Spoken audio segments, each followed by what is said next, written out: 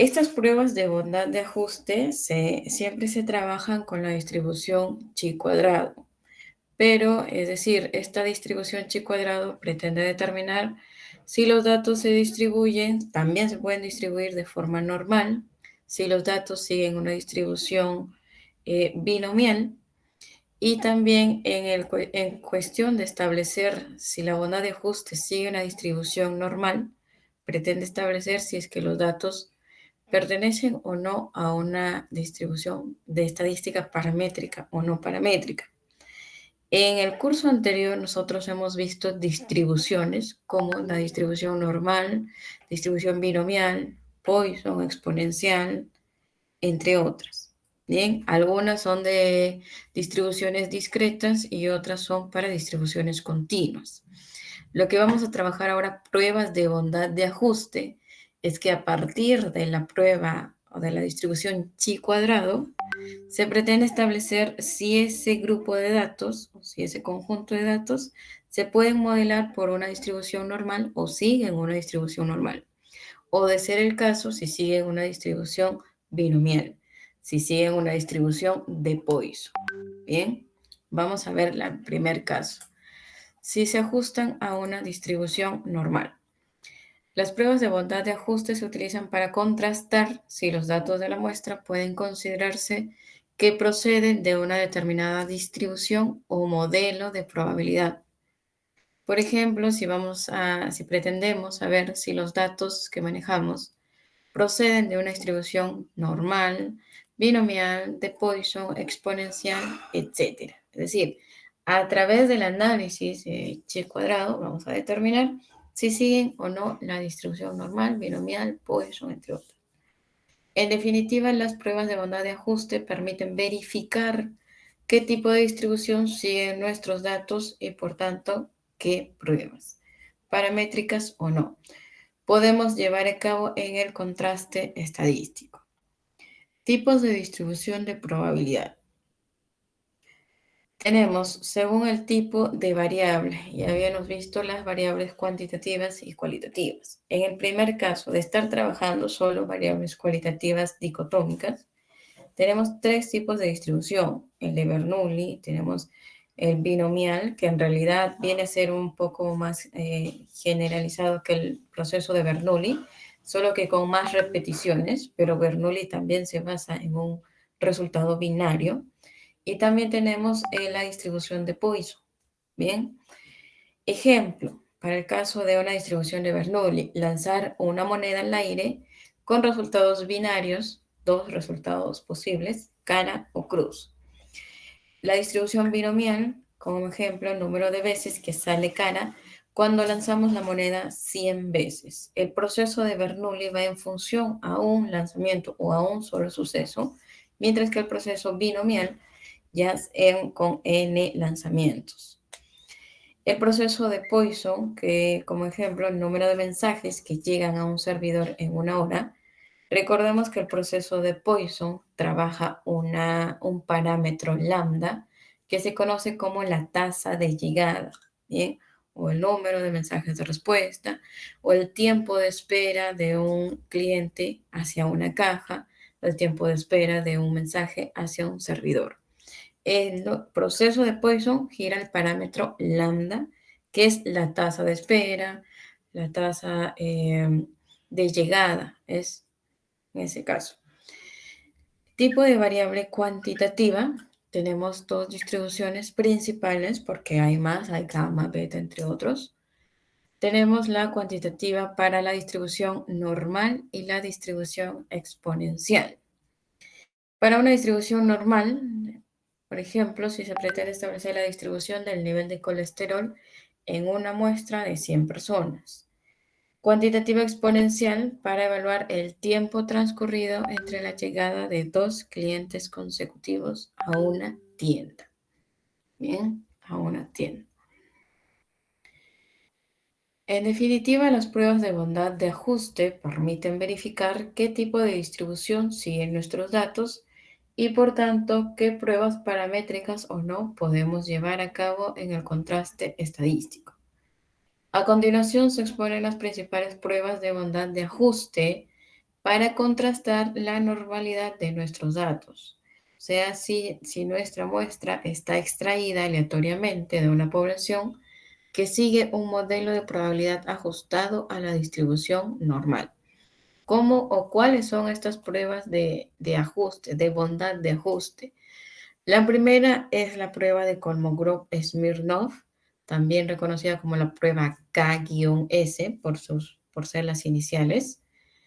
La segunda es el test de Lilliefors, que es una prueba de corrección para la primera, es decir, una prueba de corrección para Kolmogorov. La tercera es la prueba de gráficos que se reconoce mediante el histograma o el diagrama de cajas y bigotes, o también el de tallos y hojas, conocido como Q-plots.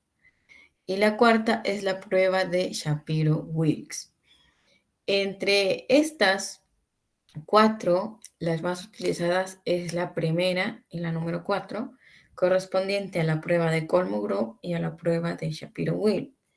Bien, cuando ustedes en adelante de repente van a llevar sus cursos respecto a metodología de la investigación o proyectos de tesis, si ustedes van a tener una base de datos, supongamos que estén trabajando con declaración de impuestos, por ejemplo, y basado en las compras y ventas, entonces estas variables tienen que ser sometidas primero a una prueba de normalidad. La prueba de normalidad, según la cantidad de datos, es decir, si tienes más de 50 datos, la prueba que utilizarías sería la de Kolmogorov-Smirnov. Si tienes datos menores a 50, la prueba que corresponde es de Shapiro-Wilk. Ambas te van a decir si tus datos siguen o no siguen una distribución normal. La diferencia se rige al tamaño de muestra que tienes. Bien. En este caso, la prueba de normalidad es un poco, es inversa a la que normalmente se realiza. Es decir, en el análisis de varianza, tu hipótesis nula es que siguen, por ejemplo, siguen que los tratamientos son iguales o que los errores son iguales entre los cuatro técnicos. Y tu hipótesis alternativa era que existía diferencia, ¿no? Ahora, si este valor que se calculó, el F calculado, era menor que el F tabular, aceptabas H sub 0, ¿bien? Si es que este era menor.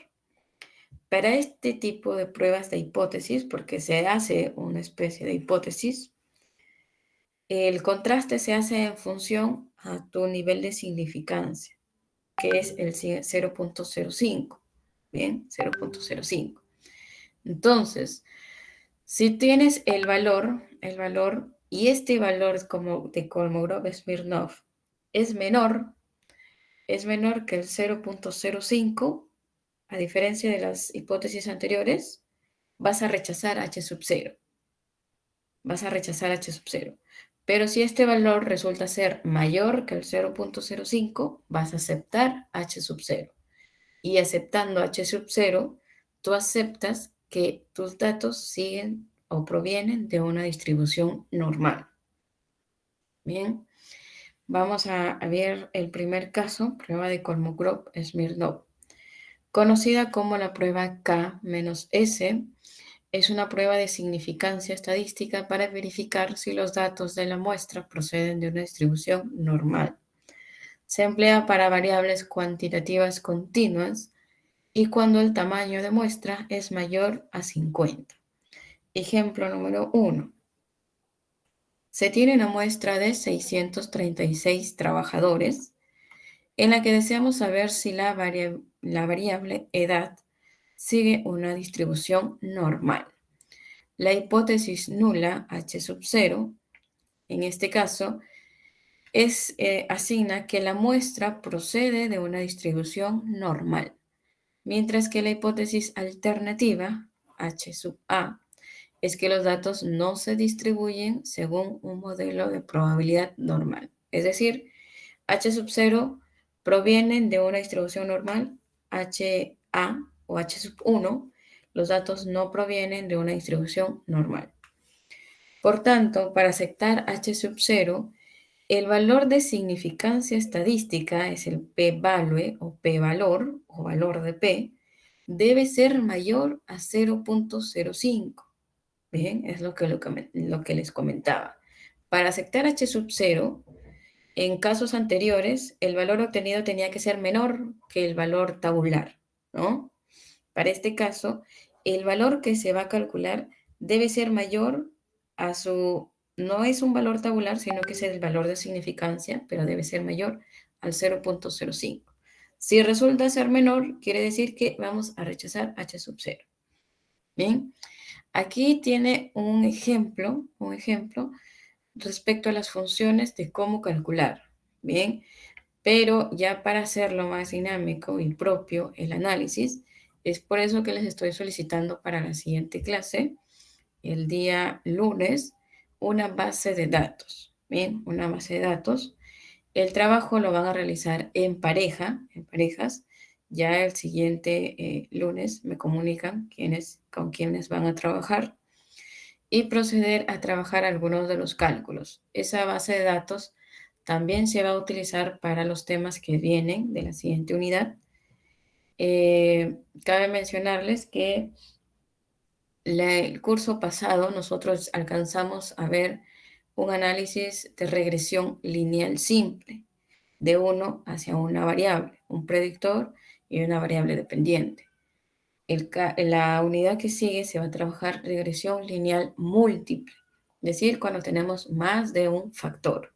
Bien, entonces esa base de datos espero que nos sirva para analizar las pruebas de ahora, para hacer un análisis de varianza y para hacer los modelos de regresión lineal múltiple que se vienen. Ejemplo, vamos a utilizar lo que está en el documento. Como, a ver, aunque creo que puedo proyectar el SPS. Un momento.